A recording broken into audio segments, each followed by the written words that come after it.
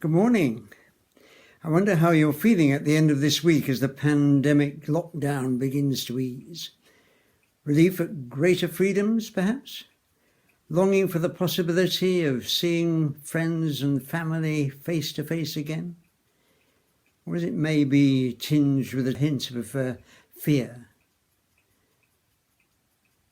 How are those freedoms going to be used? Or are they going to be abused?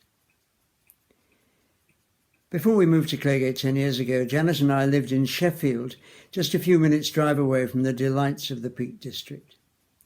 For some years after our retirement, I was helping in a church which is now part of a group of villages, including the lovely village of Eyam, famous for its affliction during the Great Plague of 1666, when it was in lockdown for 18 months.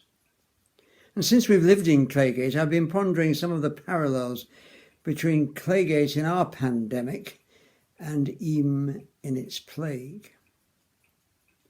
The disease had been brought to that village by a tailor from London in a bale of cloth and quickly began to spread through the village, and of its 700 residents, it eventually killed no less than 260 of them. Translate that to Claygate terms, population 7,000, dead 2,500.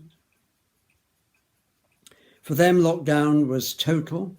No one was allowed in, no one was allowed out, not because the government had told them what to do, but the rector had, the 27-year-old new incumbent. He told the flock that it was their duty, part of their common humanity, to prevent the plague from quickly spreading to the nearby towns of Bakewell and Sheffield and Manchester and beyond. It called for life-changing sacrifice, and it brought it.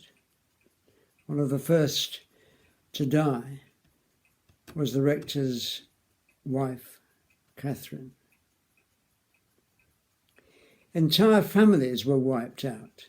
One woman, Elizabeth Hancock, lost her husband and 6 children in 8 days.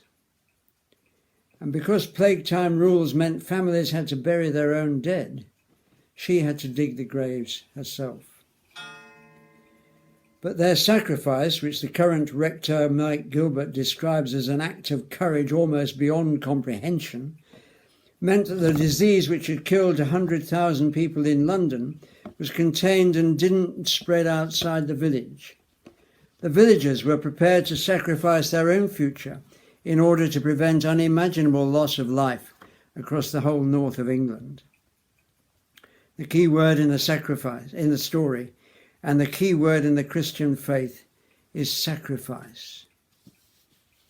And they certainly had to give that.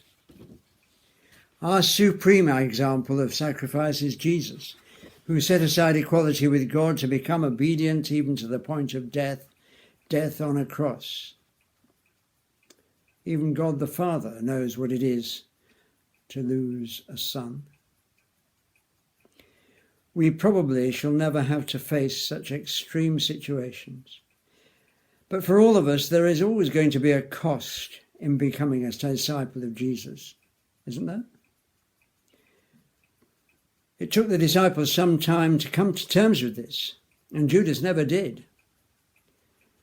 Do you remember the excitement of the disciples at Caesarea Philippi when Peter blurted out, "I believe that you are the Christ, the Son of the living God"? Just think what that means for us, they thought afterwards. Freedom. Freedom from the Romans. Freedom to enjoy power and wealth. And just afterwards, even 2 of Jesus' closest disciples asked him if they could have key posts in his leadership team. This craving for wealth and power has haunted leadership teams right down the centuries, including governments. It still does. So what did Jesus tell his disciples to do instead? He said, "If any of you want to become my followers, deny yourselves, take up your cross daily and follow me. Or as the Message version has it, anyone who intends to come to me has to let me lead. You're not in the driver's seat, I am. Don't run from suffering, embrace it. Follow me and I'll show you how. Jesus promises his disciple a life worth living, a sense of purpose, his continuing presence with us through his Spirit, however contented or desperate we may be. The one thing he never promised us was an easy time.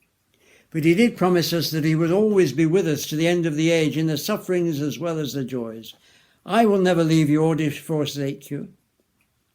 Ever since the death of Stephen, the first martyr, disciples of Jesus have been prepared to sacrifice their time and energy, life and limb in their worship in their commitment to follow Jesus, whatever it takes. Why? Because worship leads to response in our lives.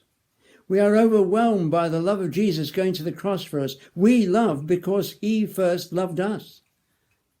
Here in Claygate, we quickly respond in gratitude to examples of sacrifice. Gratitude inspired by the selfless example of others. Others like the frontline doctors and nurses in the NHS, some of whom had even returned from retirement to give their lives for others. And didn't it seem appropriate on VE Day to celebrate again the sacrifice who similarly gave their lives in the war so that others may live in freedom? Suffering and sacrifice seem always destined to be with us. I've come to realize that God must have known even long before creation that it would be like this. The universal Christian logo is cross-shaped. Why? Because God is love, and love costs.